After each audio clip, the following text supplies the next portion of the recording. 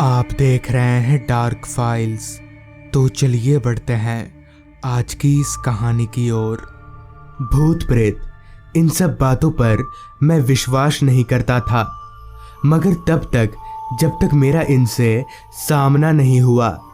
इस घटना के बाद मेरे अंदर भूत प्रेत को लेकर इतना डर बैठ गया है कि आज भी मैं अकेले अंधेरे में रहने से डरता हूँ। घने अंधेरे में मुझे ऐसे लगता है कि कोई मेरे अगल बगल है जिसे मैं देख नहीं सकता, मगर महसूस जरूर कर सकता हूँ। 1985 ये वो साल था जिसे मैं अपने जीवन का सबसे मनहूस साल मानता हूँ।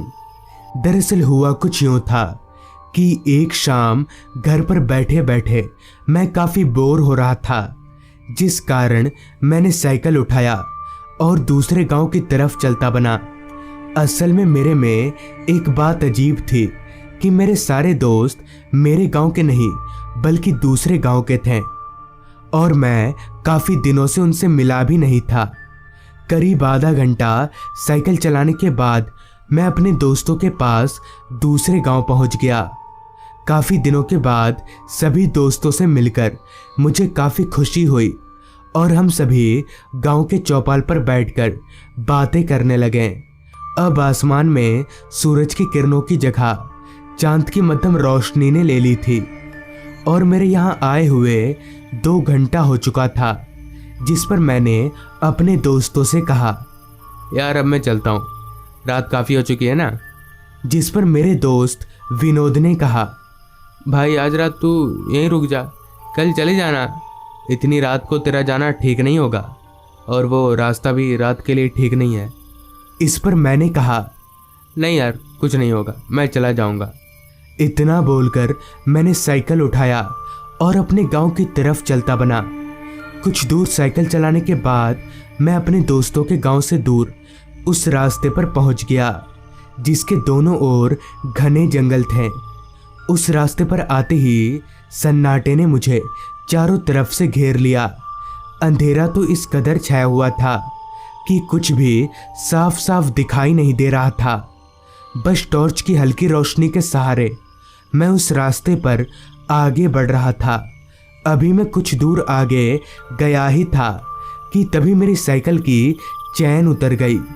चैन उतरते ही मैंने ब्रेक मारकर साइकिल रोका और चैन चढ़ाने लगा, मगर पता नहीं चैन किसी तरह फंस चुकी थी, जो लगने का नाम ही नहीं ले रही थी। मानो साइकिल भी मुझे विनोद की तरह ही आगे ना जाने को बोल रही हो। खैर काफ़ी मशक्क़त के बाद आखिर में मैंने चेन चढ़ा ही लिया और दोबारा घर की तरफ आगे बढ़ने लगा। उस सुनसान रास्ते पर मेरे अलावा दूर दूर तक ना तो कोई आदमी दिखाई पड़ रहा था और ना ही कोई परिंदा। अभी मैं आगे बढ़ ही रहा था कि तभी मेरी टॉर्च की लाइट रास्ते पर खेल रहे 2-4 बच्चों पर गई। इतनी रात गए इन बच्चों को खेलता देख मैं एकदम से सहम गया कि भला ये बच्चे आए कहाँ से। यहाँ तो दूर दूर तक ना तो कोई घर है और ना ही कोई बस्ती। उन बच्चों को देखकर मैंने एकदम से साइकिल रोक दिया। वो सारे बच्चे रास्ते को इस तरह से घेर कर खेल रहे थे कि कोई भी आ जा नहीं सकता था। अभी मैं खड़े खड़े देख ही रहा था कि तभी मुझे पीछे से आवाज़ आई, चाचा साइकिल में नहीं बिठाओगे मुझे? मुझे ये आवाज़ थोड़ी जानी पहचानी सी लगी। मैंने जैसे ही पीछे पलटकर देखा तो मेरा पूरा शरीर कांपने लगा। डर के मारे मेरे हाथ पैर फूलने लगे। दरअसल जब मैं पीछे पलटा तो ठीक मेरे सामने मेरा 6 साल का भतीजा पिंटू खड़ा था। मगर ये कैसे हो सकता है? पिंटू तो 3 साल पहले ही मर चुका है। असल में पिंटू 3 साल पहले लापता हो गया था और उसकी डेथ बॉडी इसी जंगल में मिली थी। और मुझे अच्छे से याद है पिंटू के साथ साथ गांव के और भी बच्चे लापता हुए थे और उनकी डेथ बॉडी भी पिंटू की तरह ही इसी जंगल से मिली थी। इसका मतलब यहाँ पर जितने बच्चे हैं वो सभी भूत हैं। अभी मैं खड़े खड़े ये सोच ही रहा था कि पिंटू को क्या जवाब दूं कि तभी पिंटू दोबारा से बोला, क्या हुआ चाचा, आप मुझे साइकिल पर नहीं बिठाइएगा? इतना बोलकर पिंटू मेरे पास आकर खड़ा हो गया। जब मैंने ध्यान से पिंटू की तरफ देखा तो वो रो रहा था। उसे इस तरह से रोता हुआ देख मेरी भी आंखों से पानी निकल आया। आखिर पिंटू था तो मेरा ही भतीजा। कुछ देर चुप रहने के बाद पिंटू ने फिर से कहा, चाचा, मुझे आप लोगों की बहुत याद आती है, मगर मैं आप लोगों के पास अब नहीं आ सकता क्योंकि मैं मर चुका हूँ। पिंटू के मुंह से ये सुनकर मेरी आंसुओं की रफ्तार और तेज हो गई, जिस पर मैंने पिंटू से पूछा, पिंटू, उस दिन क्या हुआ था, मुझे बताओ। जिस पर पिंटू ने बताना शुरू किया। दरअसल एक शाम जब मैं अपने दोस्तों के साथ खेल रहा था, तभी एक औरत मेरे पास आई और बोली, बेटा लो चॉकलेट। उसने मुझे 2 चॉकलेट दिए। मैं उन चॉकलेट को खा ही रहा था कि तभी उस औरत ने दोबारा से कहा, बेटा और चॉकलेट चाहिए तो चलो मेरे साथ। मैं भी और चॉकलेट की लालच में उस औरत के साथ चलता बना, मगर मुझे कहाँ पता था कि वो औरत इतनी बुरी है। चलते चलते वो औरत मुझे काफ़ी दूर जंगलों के भीतर ले आई और एक जगह पर बैठाकर मंत्र पढ़ने लगी। उसके मंत्र पढ़ते ही पता नहीं मुझे क्या हुआ और मेरी पलकें भारी होने लगी और देखते ही देखते मेरी आंख बंद हो गई। फिर जब मेरी आंख खुली तो मैं काफ़ी डर गया। पहले तो समझ नहीं आया कि मेरे साथ हुआ क्या है, क्योंकि जब मेरी आंख खुली तो मैंने देखा कि मैं ज़मीन पर ही पड़ा हुआ हूँ और मेरे मुंह से खून निकल रहा था। मगर ऐसा कैसे हो सकता है? अभी मैं खड़ा था तो ज़मीन पर फिर मैं कैसे लेट सकता हूँ? अभी मैं सोच ही रहा था कि तभी उस औरत ने कहा, अब तुम मर चुके हो और इनमें से एक तुम्हारी आत्मा है और दूसरी तुम्हारी लाश, और अब तुम्हारी आत्मा मेरे गिरफ्त में रहेगी। इसी तरह से उस डायन ने कई सारे बच्चों को बहला फुसलाकर मार दिया और उन सब की आत्मा को अपने गिरफ्त में ले लिया। और अभी भी हम सब उस डायन की गिरफ्त में ही हैं। पिंटू की पूरी बात सुनने के बाद मैं और ज़ोर ज़ोर से रोने लगा कि तभी पिंटू ने चिल्लाकर कहा, चाचा चाचा, वो डायन आ रही है, आप चले जाइए वरना वो आपको भी मार देगी।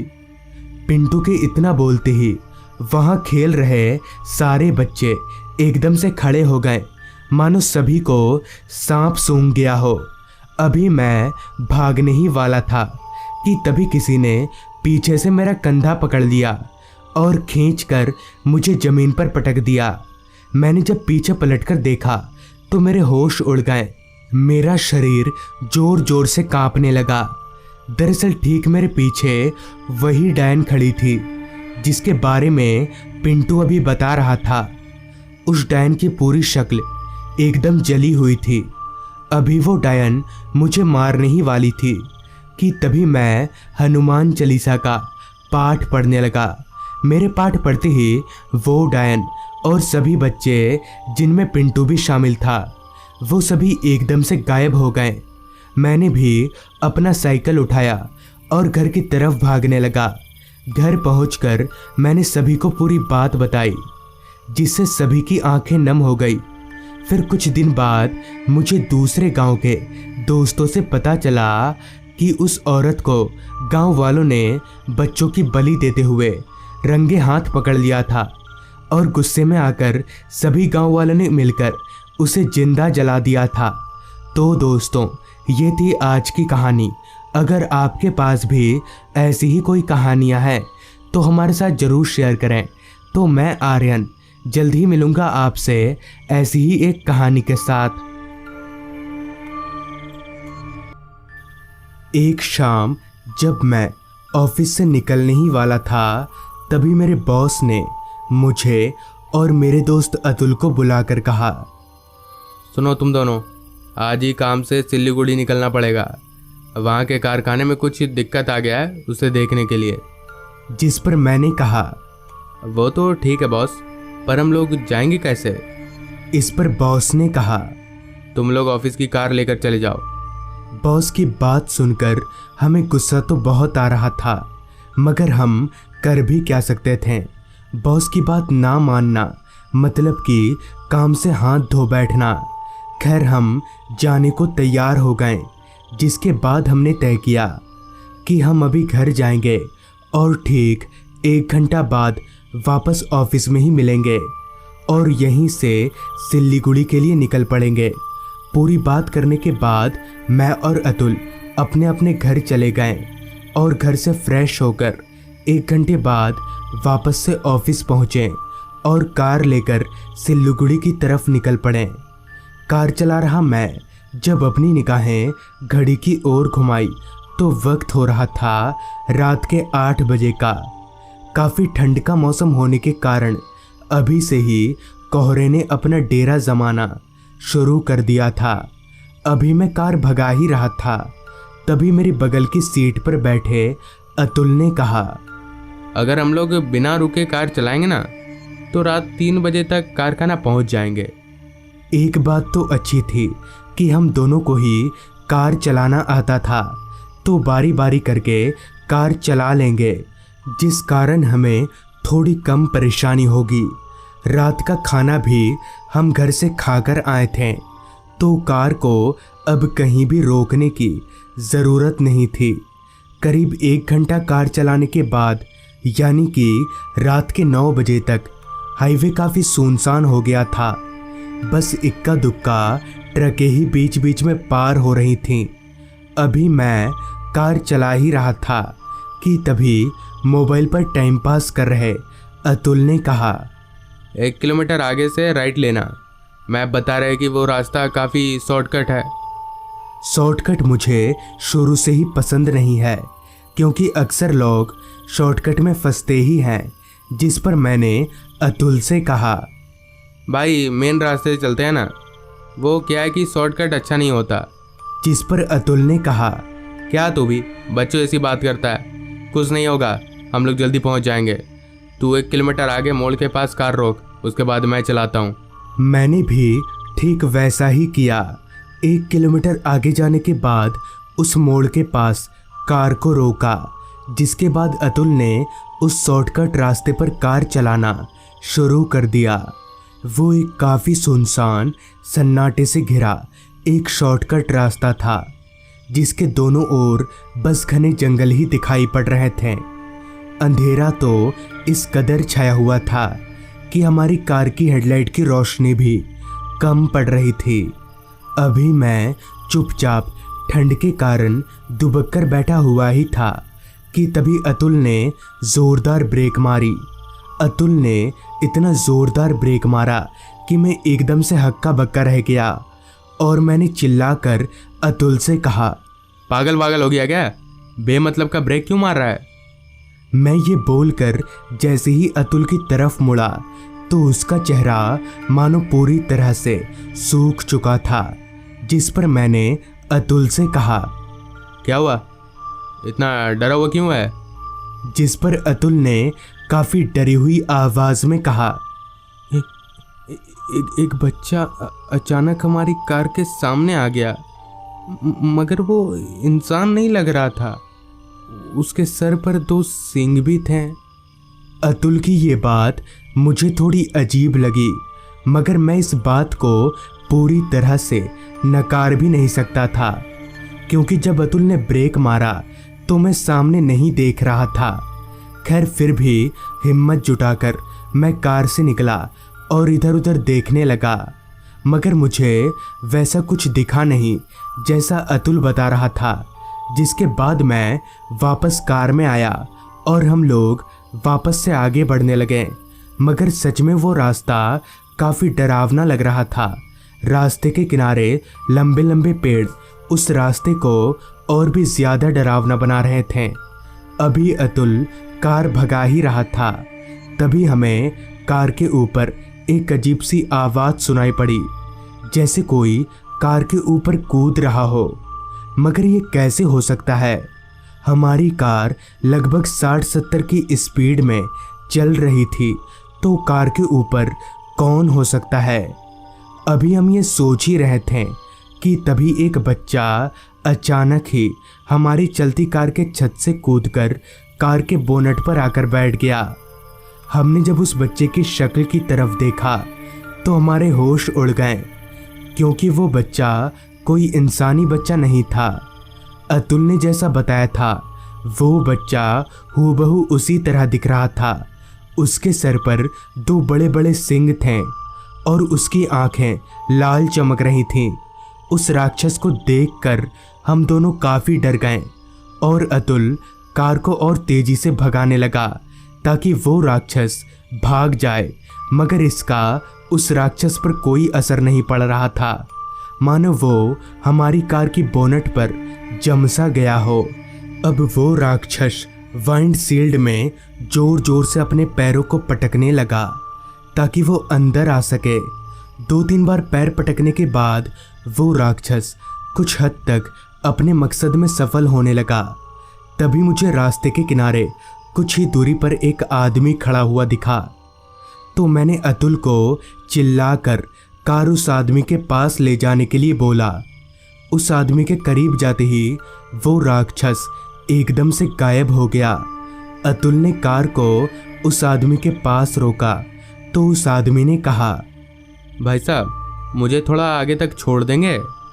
हम तो काफ़ी डरे हुए थे और उस आदमी को देखकर हमें थोड़ी हिम्मत भी मिली थी, लिहाजा हमने उस आदमी को कार में बिठा लिया और हम लोग आगे बढ़ने लगे। आगे बढ़ते हुए हमने अपनी पूरी आपबीती उस आदमी को बताई, जिस पर उस आदमी ने कहा, हाँ भाई साहब, इस जंगल में राक्षसों का बसेरा है। अच्छा हुआ कि मैं वहाँ खड़ा था, वरना आप लोग मारे जाते। उस आदमी की बात पहले पहले तो मुझे ठीक लगी, मगर फिर मेरे जहन में एक सवाल दौड़ने लगा कि अगर ये आदमी उस राक्षस के बारे में जानता था तो यहाँ क्या कर रहा था। इस सवाल को मैं ज़्यादा देर तक अपने जहन में नहीं रख सका। फिर मैंने उस आदमी से पूछा, आप यहाँ इस जंगल में क्या कर रहे थे और आपको उन राक्षसों से डर नहीं लगता? इस पर उस आदमी ने कहा, मैं यहाँ 1 महीने से किसी से लिफ्ट का इंतज़ार कर रहा हूँ और आज आप लोगों ने मुझे लिफ्ट दिया। और उन राक्षसों से मैं एक बार डरा था, अब मुझे उनसे डर नहीं लगता। इस पर मैंने कहा, क्या बोल रहे भाई साहब आप, हमें कुछ समझ नहीं आ रहा है। जिस पर उस आदमी ने बताना शुरू किया, आज से 1 महीना पहले मैं साइकिल लेकर इस रास्ते से गुजर रहा था, मगर कुछ आगे जाते ही मेरी साइकिल का टायर पंचर हो गया। काफ़ी रात का समय था, तो पैदल ना जाकर किसी से लिफ्ट मांगना ही ठीक समझा। मैं वहीं रास्ते के किनारे खड़े होकर किसी गाड़ी के आने का इंतज़ार करने लगा। तभी मुझे जंगल की तरफ से वो राक्षस आता हुआ दिखा। उस भयानक राक्षस को देखकर मैं काफ़ी डर गया और दौड़कर भागने लगा, मगर वो राक्षस भी मेरे पीछे पीछे दौड़ रहा था। मैं इतना डर गया था कि मैंने अपना आपा खो दिया और उधर से आ रही एक ट्रक से जा टकराया और मेरी मौत वहीं हो गई। इतना बोलकर वो आदमी जोर जोर से हंसने लगा और हवा में धुआं हो गया। मगर उस रात उस आदमी के चलते ही हमारी जान बच गई। तो दोस्तों, ये थी आज की कहानी। अगर आपको ये कहानी अच्छी लगी हो तो चैनल को सब्सक्राइब कर लें। तो मैं आर्यन जल्द ही मिलूँगा आपसे ऐसी ही एक कहानी के साथ।